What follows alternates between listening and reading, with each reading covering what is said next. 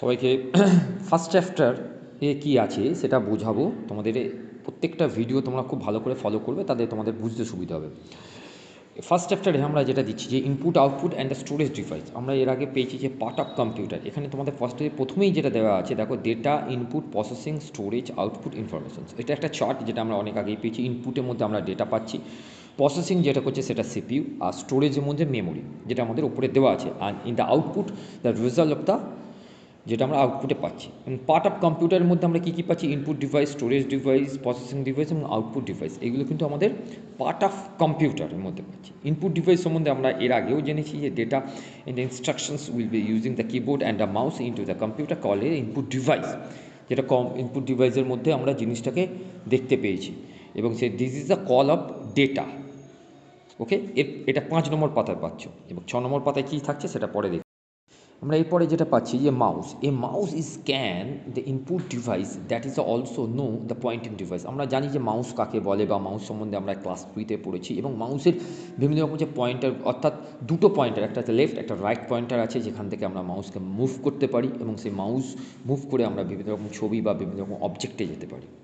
এরপরে যেটা দিচ্ছে সেটা কিবোর্ড। কিবোর্ড সম্বন্ধে আমরা আগেও পেয়েছি যে computer keyboards is always in the input device is the keyboard that looks like a typewriter and always. এটা টাইপরাইটারের সঙ্গে একটু তুলনা করা হয়, এবং বিভিন্ন রকম গ্রুপের মধ্যে থাকে। কিবোর্ডসের কিয়ের সংখ্যা আছে 1, 0, 4 কি, এবং ডিভাইডেড দ্য মেনি গ্রুপসের মধ্যে এটা পড়ছে, ফাংশনের মধ্যে পড়ছে। এবং আমরা যেটাও আগে পেয়েছি স্ক্যানার। স্ক্যানার মানে হচ্ছে অ্যাকচুয়ালি জেরক্স মেশিন, যেটা থেকে আমরা খুব সহজে কোনো ফটো কপি করতে পারি, এবং photo copies, ping, poster, magazine, page, এইগুলো কম্পিউটার এডিটিং, ডিসপ্লে।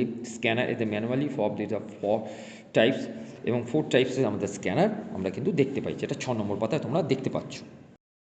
আমরা digital camera is the hardware device that is the key the photocopy videos and the storage than is data the memory card. এবং memory কার্ডের সঙ্গে data কেবিলের থাকে, digital camera থাকে, যেটা 1989-এ এটা তৈরি হয়ে গেছিলো। এবং এর বিভিন্ন রকম ফাংশন অনুযায়ী জিনিসটা কিন্তু আমরা একটা করে জিনিসটা কিন্তু ডিজিটাল ক্যামেরার রূপ নেয়। তারপর হচ্ছে ওয়েব ক্যাম। ওয়েব ক্যাম হচ্ছে, আমরা জানি যে কম্পিউটারের মাথায় বসে থাকে, এবং বিভিন্ন রকম বাড়িতেও কিন্তু ওয়েব ক্যাম আমাদের এখন লাগানো থাকে, যেখানে বিভিন্ন রকম ছবিগুলো আমরা দেখতে পাই। এবং এই ওয়েব ক্যাম কিন্তু ভিডিও রেকর্ডিংয়ের জন্য বিশেষভাবে দরকার, এবং ইন্টারনেট কানেকশন অবশ্যই থাকতে হবে। মাইক্রোফোন, তোমরা এর আগে অনেকবার দেখেছো যে microphone is the input device in the development by the